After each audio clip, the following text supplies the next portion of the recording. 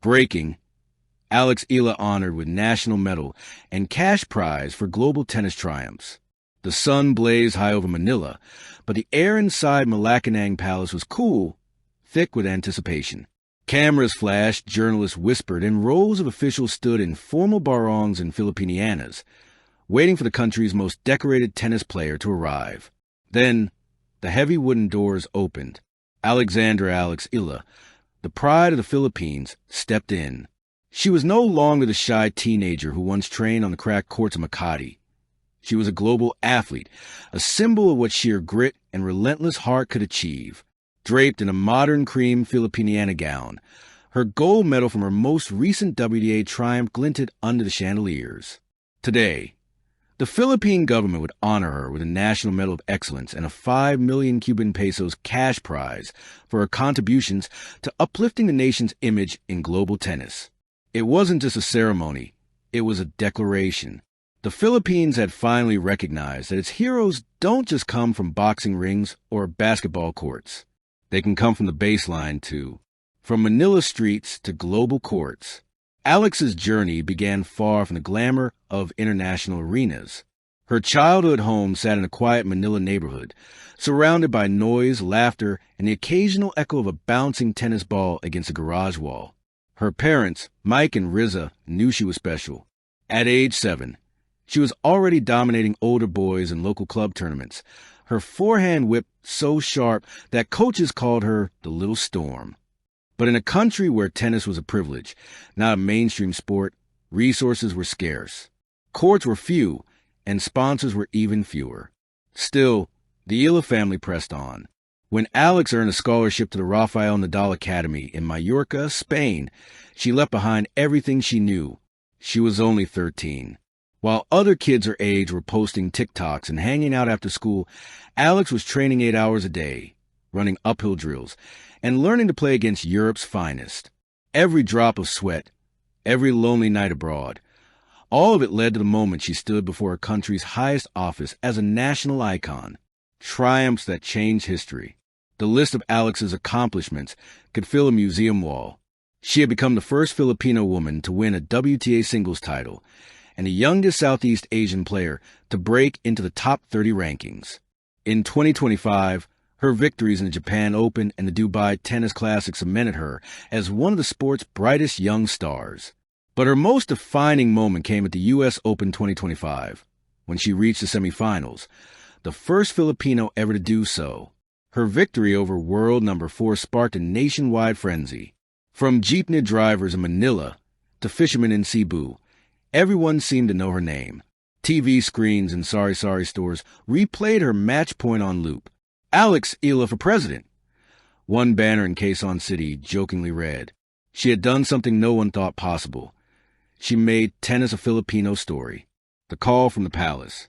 After her return from the WTA finals, Alex received a call that froze her in her tracks.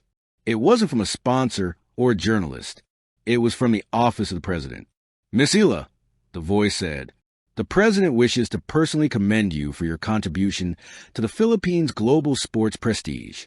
You are to be awarded the National Medal of Excellence, plus a 5 million Cuban pesos incentive under Republic Act 10699.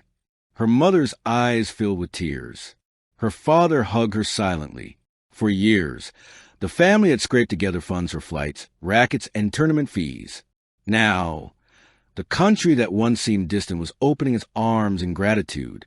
The ceremony of champions. The day arrived like a scene from a national epic.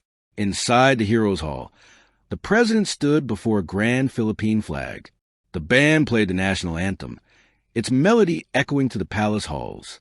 When Alex was called to the stage, the applause roared from cabinet members, senators, and even school children invited to witness the moment.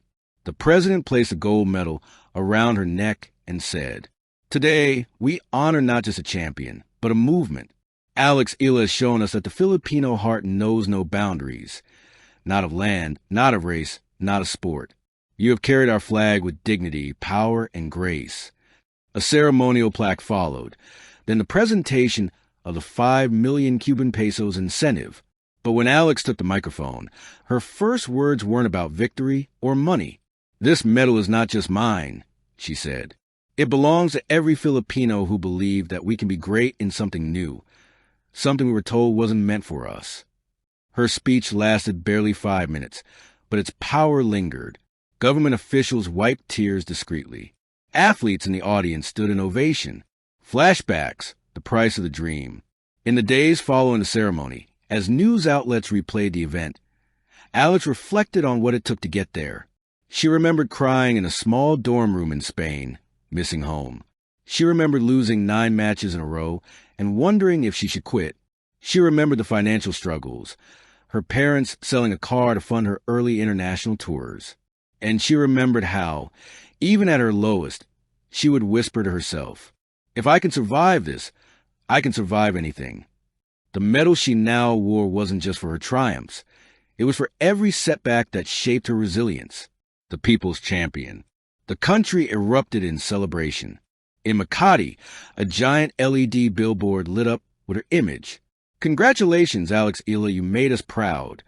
In Quezon Province, schools held Eala Day, where students came to class wearing red, blue, and yellow. Local tennis clubs began offering free lessons to children, naming their courts after her. Social media flooded with tributes. One post captured the nation's sentiment best. "Alex Eala didn't just win trophies. She won back our belief that Filipinos can conquer the impossible." Even President Rafael Nadal. The cash prize, a symbol, not a fortune. When asked how she planned to use her 5 million Cuban pesos incentive, Alex's answer stunned reporters. "Half of it," she said, "will go to the development of tennis programs in underprivileged areas. The rest will go to my training, because the journey doesn't end here." That decision captured the nation's heart. The president's office later announced that it would match her donation peso for peso, doubling the funding for grassroots tennis. Soon, construction began on new community courts in Bulacan and Davao, the first tangible results of her generosity. "This is how change begins," she told the press. "Not with one champion, but with one chance given to the next." Beyond recognition. Recognition brought visibility, but it also brought responsibility. Alex knew that becoming a national hero meant being a role model. She started the Serve for the Future Foundation, focusing on mentoring Filipino girls in sports and education. Her philosophy was simple: discipline, dignity, and dreaming big.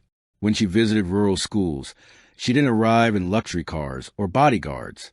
She came in sneakers, carrying her own racket, ready to hit balls with the kids. A teacher from Batangas recalled. She told the students, "You don't need to be rich to start. You just need to start." The kids were crying by the end. Thank you for watching. Please don't forget to hit the subscribe button, like, and share. Till next time.